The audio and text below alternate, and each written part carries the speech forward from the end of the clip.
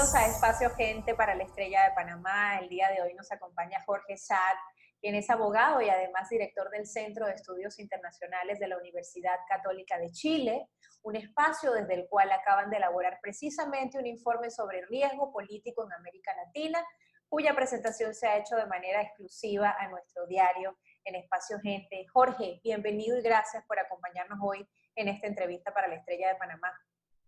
Hola Yandira, espero que estés muy bien allá en Panamá y muchas gracias por la invitación. Gracias a ti. Fíjate, Jorge, en este informe sustentan que uno de los elementos más importantes en materia de riesgo político en la época pospandemia será la incapacidad del Estado de dar respuesta a las demandas sociales. Y ustedes hablan también de que América Latina enfrenta un triple shock: sanitario, económico e institucional. Ahora, ¿cómo digerimos esta realidad? No es tan fácil de digerir porque la verdad las cosas que América Latina, como tú dices, venía con este triple shock. Primero venía con un estancamiento económico los últimos 6 años. De hecho, fuimos la región que menos creció el año pasado a nivel mundial. Después del boom de los años 2000, donde muchas personas pasaron de la pobreza a una clase media. Entonces ahí había ya un estancamiento económico. Luego viene lo de la pandemia, que ha significado, según estimaciones, que 30 millones de latinoamericanos van a caer en la pobreza, vamos a tener cerca de 1/3 de la región en esa situación, más la recesión económica, el desempleo, lo que se llama la pandemia social. Y finalmente, que es un tema más de fondo, tenemos un choque institucional por el cada vez menor nivel de confianza en las instituciones públicas.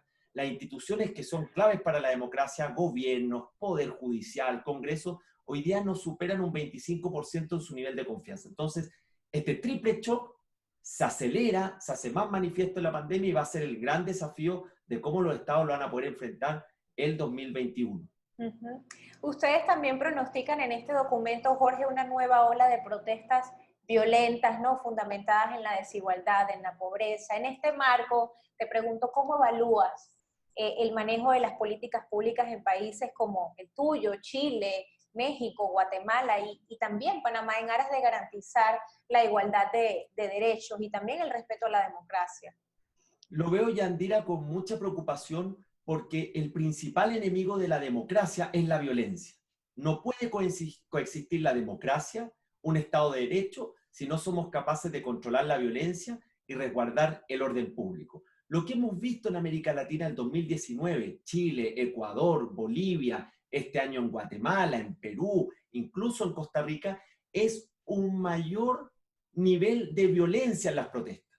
La manifestación legítima en una democracia ha lamentablemente pasado a situaciones de violencia, de vandalismo, de delincuencia, en muchas ocasiones también acentuado por el narcotráfico o el crimen organizado, y eso sin lugar a dudas es una amenaza, es un enemigo para la democracia y muestra una incapacidad de procesar los distintos conflictos y diferencias sociales por la vía institucional. Entonces, ese riesgo político que se ubica en el segundo lugar dentro de los 10 principales riesgos post-COVID, hay que mirarlo con detención porque vemos una tendencia al aumento de la violencia en las protestas que también ha venido de la mano con la mayor frustración de las sociedades, de sus expectativas frente a este estancamiento económico y sensación de desigualdad y en algunos casos de abuso. Ahora, ¿crees que el rol de organismos internacionales como la OEA, por ejemplo, se ha enmarcado en servir como una válvula de escape ante la crisis sociopolítica que enfrentan algunos de nuestros países? Sí, creo que los organismos internacionales como la OEA en materia política y de cooperación, el Banco Interamericano en materia económica, por citar algún ejemplo, cumplen un rol, pero tienen las limitaciones propias de un organismo multilateral. En el caso de el resguardo de la democracia, del orden público, son finalmente de resorte de cada uno de los gobiernos. Y ahí los países, ahí las organizaciones como la OEA pueden proponer un marco de acuerdo, tienen principios, tienen la Carta Democrática, pero al final del día quien tiene que resguardar ese cauce institucional, ese orden público son los propios gobiernos. Creo que esta pandemia ha revelado que el multilateralismo, no solamente regional, está hoy día desafiado. Está desafiado porque fue concebido en un orden internacional que viene cambiando. Y una de las grandes preguntas es cómo va a salir fortalecido, cómo va a salir replanteado ese orden multilateral luego de la pandemia y cuál va a ser el rol de las potencias y cuál va a ser nuestro rol regional en generar mejores condiciones de colaboración, de coordinación y de integración. Sí, uno de los aspectos que más llamó poderosamente mi atención de este informe es que ustedes plantean, Jorge, un aumento en el apoyo a líderes autoritarios y populistas, ¿no? En estos días venideros. Mencionan además que liderazgos más directos y que apunten a distanciarse de la élite, como los de Jair Bolsonaro, caso Brasil, AMLO México, Nayib Bukele El Salvador, se presentan como atractivos para una ciudadanía que no ha logrado respuestas por las vías institucionales. Y lo que preocupa en este caso, Jorge, es que este también es el terreno fértil para el autoritarismo, ¿no? Exactamente, y de hecho la pandemia ha derivado en estados de excepción que otorga facultades adicionales a los gobiernos para la emergencia sanitaria, en la toma de decisiones, y que no bien llevados pueden generar situaciones donde se afectan las libertades y los derechos de las personas.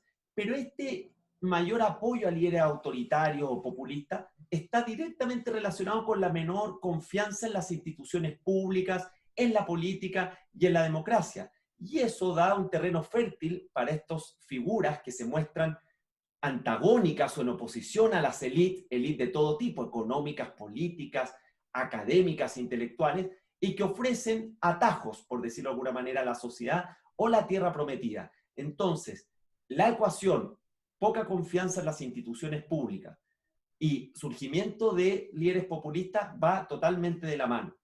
Podríamos hablar de alguna manera de una corresponsabilidad entre la ciudadanía y el Estado en el debilitamiento de las democracias.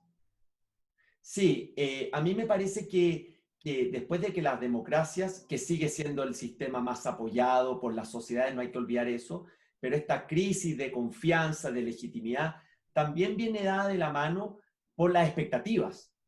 El cambio social que tuvo América Latina con todas sus fragilidades, pero que fue un cambio social en la década pasada, significó también que las sociedades fueron sofisticando sus demandas políticas, sociales y económicas. Y los gobiernos han sido incapaces de anticipar y resolver ese problema. No solamente en Latinoamérica, también lo observamos en otras latitudes del mundo.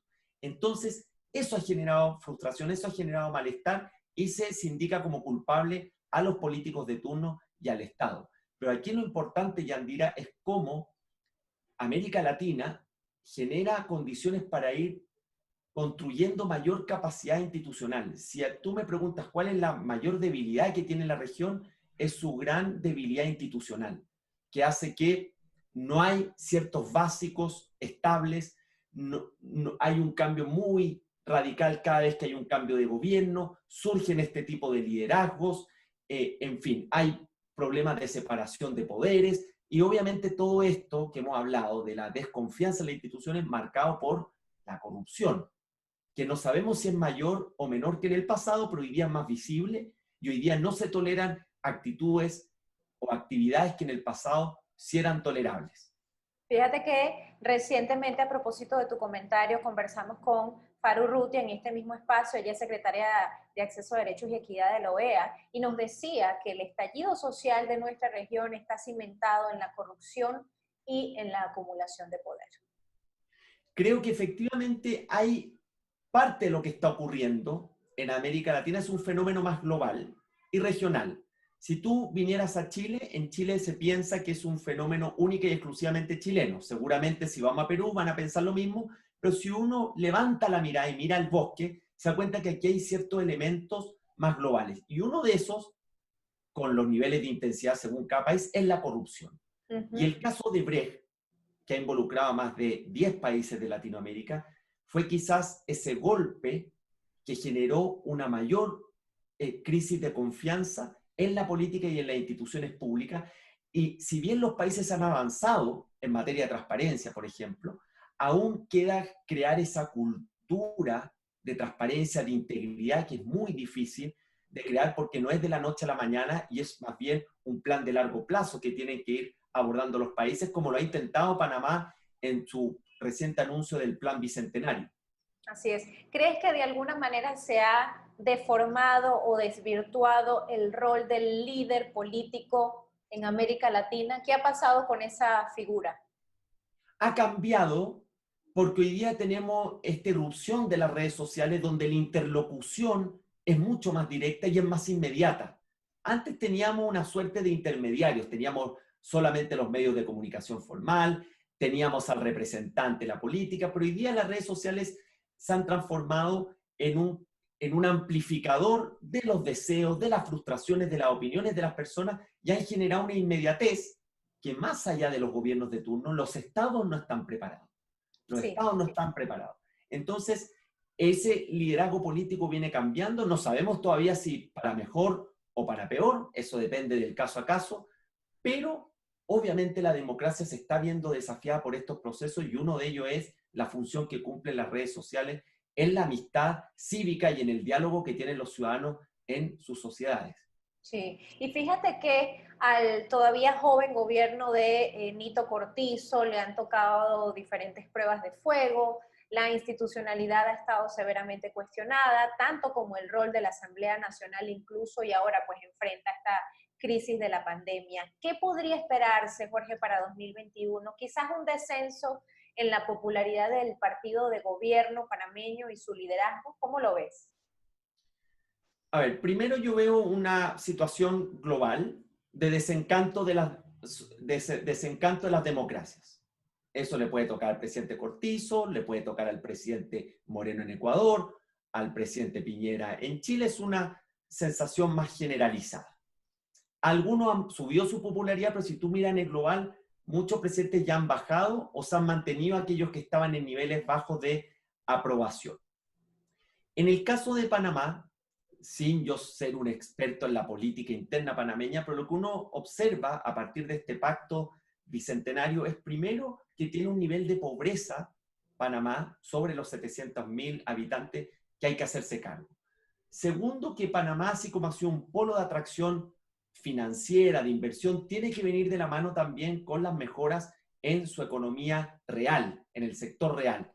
Y tercero, el tema de la corrupción, que es un desafío no solamente desde el punto de vista de la probidad, de la integridad, sino, como hablábamos al comienzo, Yandira, de cómo avanzamos en ir modernizando el Estado, y en este caso modernizando el Estado panameño a nivel central y a nivel local, para ir generando mejores condiciones para hacerse cargo de estos múltiples desafíos que tiene Panamá en salud, en economía, en materia de seguridad social, y que, ojo, como señala nuestro principal riesgo político, lo que va a ocurrir el próximo año es que van a aumentar las demandas sociales en un contexto de economía en recuperación, pero con la resaca de lo que está dejando este 2020, pero con estados que van a tener menor margen fiscal por el inmenso esfuerzo que han tenido que hacer este año para enfrentar la emergencia, para proveer de planes de ayuda económica. Entonces vamos a tener esta tormenta perfecta de mayor demanda, le pido más al Estado, pero los estados más endeudados con menor margen fiscal.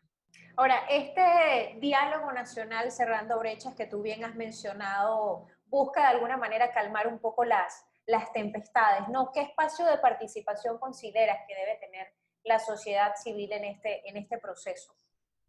La sociedad civil cumple un rol fundamental en todos estos procesos que estamos conversando, entendido como el conjunto ciudadano, grupo de ciudadanos bien organizados, con un plan coherente, con un petitorio, porque lo que ha demostrado, por ejemplo, la corrupción es que una sociedad civil alerta, que alarma, que genera denuncia, que está activamente, es un disuasivo frente a posibles actos de corrupción. El caso del Pacto Bicentenario es interesante porque nace desde el gobierno, no nace desde una iniciativa, una propuesta de universidades o de la propia sociedad civil, pero a la vez es mayor el desafío de involucrar a los distintos grupos empresariales, sindicales, de la sociedad civil, la academia, y creo que va a ser un buen experimento, un buen plan piloto que puede mirar el resto de América Latina y el Caribe para ver cuáles van a ser en definitiva las fortalezas del proceso y cuáles son los aspectos de mejora, porque hoy el tema de la gobernabilidad es cada vez más complejo en nuestra América Latina. Jorge, finalmente el Colegio Electoral de Estados Unidos confirmó, ¿no?, la victoria de Joe Biden. Y decías hace poco en una entrevista para CNN que Latinoamérica no es prioridad en la política exterior de Estados Unidos, el foco está en China. en recomponer relaciones con sus aliados. Me gustaría que nos comentaras un poco al respecto. Claramente el tema de Estados Unidos genera interés en América Latina, sin lugar a dudas. Hay cooperación, hay temas de política migratoria, hay relaciones históricas de nuestra región con Estados Unidos, hay convergencia de principios, defensa de democracia, derechos humanos. Pero si uno mira la política exterior y las principales preocupaciones que va a enfrentar el presidente Biden, primero son de naturaleza doméstica. Una sociedad americana profundamente dividida y va a tener que de alguna manera administrar y ver cómo un discurso moderado encaja en esa sociedad dividida, porque Trump lo que hizo es que polarizó esa división. Y en política exterior, las prioridades de Estados Unidos primero están frente a la potencia emergente, al ascenso global que está teniendo China, económico, en tecnología, esta diplomacia que se le llama el lobo guerrero, que es mucho más asertiva. Y por otro lado, tiene que Biden ir restableciendo las relaciones con su aliado histórico, especialmente en la Unión Europea. Entonces Latinoamérica, que no solamente no fue prioridad del presidente Trump, sino que nació de las administraciones anteriores, tiene, creo yo, un tema que poner atención, más allá de las políticas migratorias o cómo puedan influir los planes de cooperación o de ayuda para el combate al narcotráfico o de la corrupción que contemple la administración Biden, que es cómo va a pararse frente a la creciente rivalidad estratégica entre Estados Unidos y China, considerando que para América Latina ambos países son de sus principales socios comerciales y crecientemente China, porque Estados Unidos ya lo era, receptor de inversión extranjera. Hasta el momento nosotros hemos querido lo mejor de los dos mundos, de los Estados Unidos y China. Este es un tema complejo, que nadie tiene hoy día la llave de cómo resolverlo, pero que debieran nuestras políticas exterior, nuestros gobiernos prepararse frente a un mundo que va a ser más bipolar y donde este enfrentamiento va a continuar. Jorge, el fenómeno migratorio, ¿cómo evalúan desde este informe, digamos, la continuidad del fenómeno migratorio en nuestra región? El fenómeno migratorio, Yandira, no hay que olvidar que estaba en la prioridad de la agenda pública hasta, podríamos decir, el primer semestre del 2019 o prepandemia. Era prioridad en la agenda pública, había preocupación, la situación de Venezuela con casi 5 millones de migrantes en distintos países del hemisferio, la situación de Centroamérica, de Honduras con la ida a la frontera de Estados Unidos, la situación siempre tensa con México, pero viene la pandemia y lo que ha hecho es que de alguna manera ha postergado, ha desplazado de la prioridad de la agenda pública la migración, pero sigue siendo una preocupación latente y yo le aseguro que una vez que se vaya restableciendo una cierta normalidad en los países, este tema va a volver a la prioridad de la agenda pública, porque la inmigración tiene un componente humano, tiene un componente de integración en la sociedad y tiene también un componente de si los estados están preparados desde el punto de vista de salud, de educación, de servicios sociales, para absorber sobre todo esos flujos migratorios que son muy desordenados o que son muy de golpe, producto de distintas crisis sociales como lo que ha ocurrido en Venezuela o los países que van a quedar más debilitados después de la pandemia. Así es. Jorge Saad, abogado y director del Centro de Estudios Internacionales de la Universidad Católica de Chile. Muchísimas gracias por habernos acompañado el día de hoy, Jorge, en esta entrevista para Espacio Gente en la Estrella de Panamá. Muchas gracias a la Estrella de Panamá y a su programa por la invitación y espero que sigamos conversando de estos temas que tanto nos interesan en América Latina, en Panamá y en Chile. Así será.